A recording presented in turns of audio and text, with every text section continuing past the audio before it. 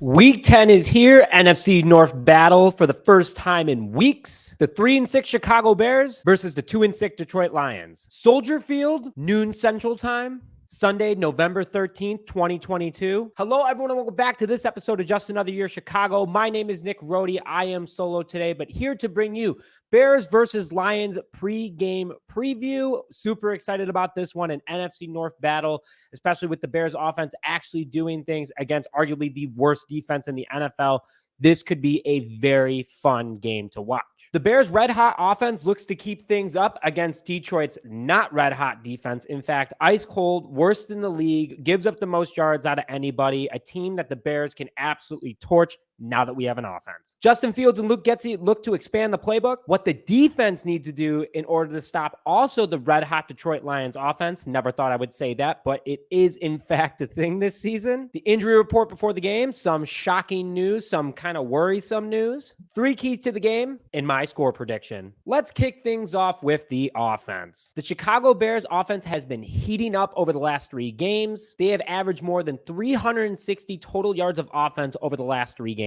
Mainly led by the running game, but Justin Fields' passing continues to get better and better. Something that Bears fans, we all can agree, is starting to actually feel like we have a true franchise quarterback. Justin Fields last week actually broke Michael Vick's single-game regular season record of rushing yards by a quarterback in a single game. That was a mouthful, but that's what happened. Fields had a total of 178 rushing yards against the Miami Dolphins. 15 carries, 178 yards equals 11.9 yards per carry. Fields also threw for 123 yards, but with 3 total touchdown passes. In all, Fields had 4 touchdowns last week, accounting for the Bears 28 of the Bears' 32 points, and that's pretty darn impressive. Fields also won NFC Week 9 Offensive Player of the Week, so that's an award that he could put up in his trophy case, and I expect him to have a ton more. Speaking of the offense, the running game is number 1 in the NFL for the last 4 weeks standing. Fields has 602 rushing yards as a quarterback. He is top 15 in the league in rushing yards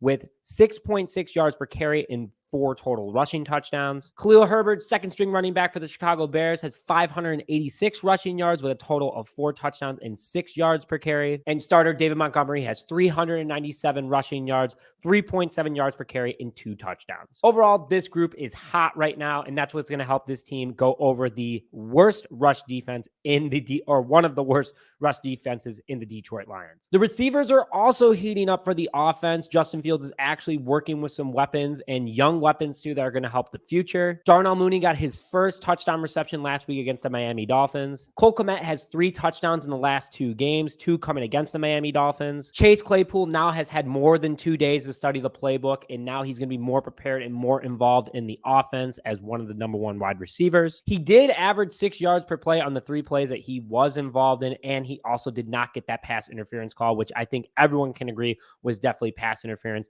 But the pass is the pass. It's over. But Chase Claypool is looking to continue to expand this offense and do great things with Justin Fields. First thing he did, by the way, when he landed in Chicago was call Justin Fields, and they got to work. And Darnell Mooney actually invited him over to his house straight from the airport to start learning the playbook. So Chase Claypool didn't even have a place in Chicago yet to stay at. Another call out is the offensive line's play. Still have some improvement to do. There's no doubt about that. But they've only allowed 2 sacks against the tough Miami front 7 last week. They've also been giving Fields way more time. And they have Cody Whitehair back, our savvy veteran who has helped lead this offensive line group and be a mentor and the best offensive lineman arguably on the line so far this season. He was back against Miami last week. Still getting some of the rust off from being on injured reserve. Now he's fully ready to go against the Detroit Lions. The Lions defense is something that we should not worry about. They are the 32nd ranked defense in total yards in the NFL, allowing 417.3 yards per game. There is nothing to worry about, especially their secondary. Their secondary is ranked 29th in the NFL. There is no excuse for Justin Fields to not have a 200-yard plus passing game against the Detroit Lions,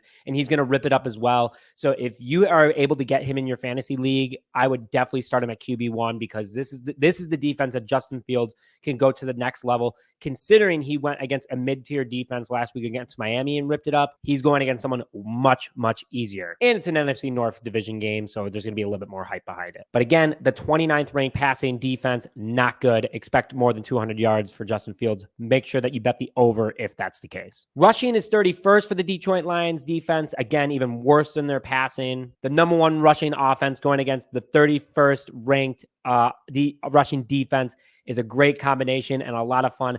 Fantasy owners, look out for this. And also just overall, as a Bears fan, I don't care what you do, just make sure that you're excited in watching for the run. Should be a big running day for the Chicago Bears. But it could be both. I really think that it could be. I think Luke Getsy is going to absolutely try everything in his bag of tricks against the Detroit Lions. Let's go over to the defense very quickly. They are part of the game as well, and they've been struggling a little bit for the Chicago Bears over the last two games, specifically last game where they gave up 6 of 7 score. Actually, they almost gave up 7 scoring attempts to the Miami Dolphins on their first 7 possessions. They scored on 6 of those, only 6, not saying only 6. The Dolphins were able to score on 6 of 7 of their first offensive drives because the Chicago Bears continuously let up touchdowns and field goals. The only time that they didn't hit on the 1 out of the 7 was a missed field goal by their kick. So technically, the Bears defense allowed them to get into scoring position consistently throughout the game. And Detroit's not going to be a walk in the park for the Chicago Bears defense. By no means. Their offense is actually very good this year. Jared Goff is the number 11 ranked passer in the NFL this season so far. He has 2,041 passing yards through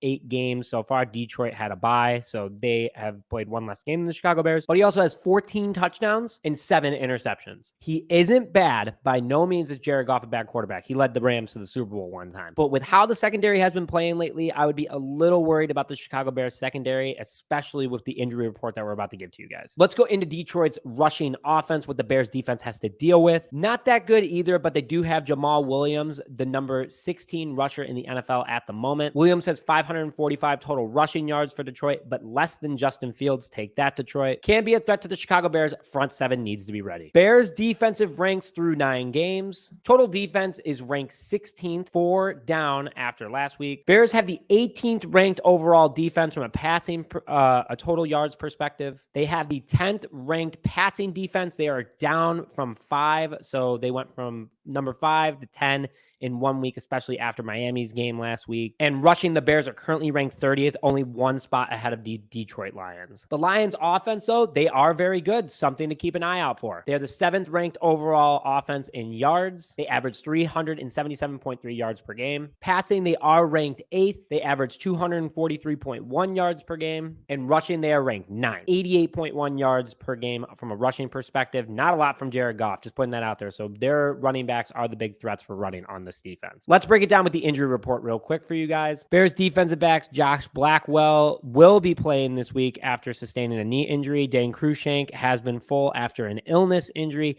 Tevin Jenkins is the big one that I want to call out for the offensive side of the ball. He is questionable after being limited all week with a hip injury. Jalen Johnson with a oblique injury was limited and is questionable against the Detroit Lions. Al-Qaeda Muhammad is doubtful for this upcoming game, and Kindle Vildor is officially out for this upcoming Sunday. So 2 defensive backs, Jalen Johnson and Kindle Vildor, we have one that's, questionable, one that is officially out, and then Tevin Jenkins is a big hurt to the offensive line if he is officially out. Stay tuned for more. We'll have that on our Twitter. Make sure you follow us, and we'll keep you guys up to date. My 3 keys to the game for you guys. Number 1, let Justin Fields cook anywhere on the field. Pass is working, go pass. Run is working, go run. No need to force him to rush in this game, though, to reduce the risk of injury for him and have him air it out in order to get confidence is key, especially with Chase Claypool having more familiarity with the playbook. Number 2, either take away Detroit's run or their pass and focus on that area of whatever you decide to give up. I know that's basic, but Allen Williams' defense is insanely inconsistent this year so far, and you have to have a game plan against the dual threat of rushing and passing on Detroit's offense. Bears have not had this sort of ranked offense against them so far, to be honest with you, at least as of late. So it makes it a little bit more interesting that we have to worry about both threats on the ball. And number 3, get get Chase Claypool going. You traded a second for him. He's had the playbook for 2 weeks now. He's definitely ready to go, and we're very excited to see what he can do for the Chicago Bears. Score predictions for this upcoming Sunday's game against the Detroit Lions. Bears 38, Lions 28. Bears defensive struggles against a high-powered offense will allow 28 points, but the Bears' red-hot offense against arguably the worst defense that they've gone against so far is going to make it a lot of fun, and I'm very excited for this game for Justin Fields and company. That's all I have for you guys today on the preview of the Detroit Lions versus Chicago Bears game. Thanks for tuning in, and make sure you hit that subscribe button and follow us on all of our social media. But with that, thank you very much for joining this episode of Just Another Year Chicago. My name is Nick Rohde, and I will see you guys next time.